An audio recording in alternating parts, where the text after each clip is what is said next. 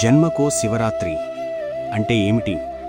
మళ్ళీ నీవు శివరాత్రిని చూస్తున్నావంటే అది కేవలం పండుగ రాక కాదు, అది నీకు మరో జన్మ లభించినట్టే. ఈ ఏడాది శివరాత్రి చూశావా అంటే ఈ సంవత్సరం కూడా దేవుడు నీకు అవకాశమిచ్చినట్టే.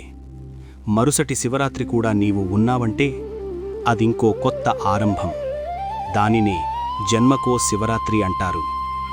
శివుణ్ణి ఆరాధించటం తేలిక, ఉపవాసం ఉండటం తేలిక, అభిషేకం చేయటం తేలిక, కానీ శివతత్వాన్ని జీవించటం అది అంత తేలిక కాదు.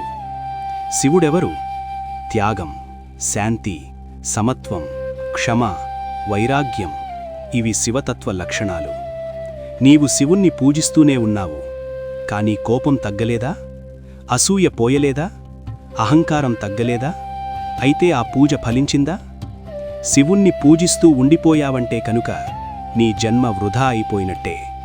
కానీ శివతత్వంతో జీవించావంటే నీ జన్మ ధన్యమైనట్టే. ఇదే సందేశాన్ని శివపురాణ మనకు బోధిస్తుంది.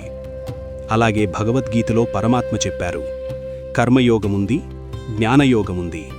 నీవు ఏ మార్గం ఎంచుకుంటావో నీ ఇష్టం. సాంఖ్యులకు జ్ఞానయోగం, యోగులకు కర్మయోగం.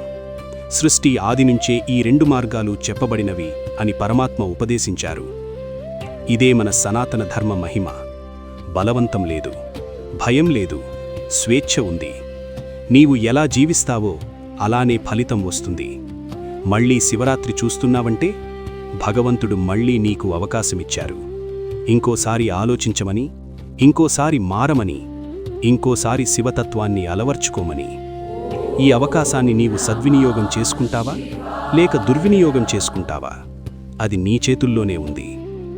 లోకంలో శివుణ్ణి పూజించటం అందరూ చేస్తారు, కానీ శివునిలా జీవించటం చాలా కొద్దిమంది మాత్రమే చేస్తారు. పూజ మాత్రమే కాదు, ప్రవర్తనలో శివుడు కావాలి, మనస్సులో శివుడు కావాలి, చర్యల్లో శివతత్వం కనిపించాలి. అప్పుడు మాత్రమే నీ జన్మ ధన్యమవుతుంది. ఇది కేవీ టాక్స్, మనస్సును మేల్కొల్పే శివతత్వ సందేశం.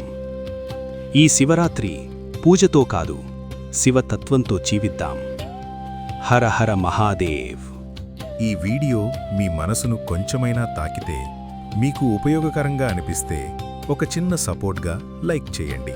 ఇలాంటి మంచి విషయాలు మరింత మందికి చేరాలంటే మీ ఫ్రెండ్స్తో షేర్ చేయండి.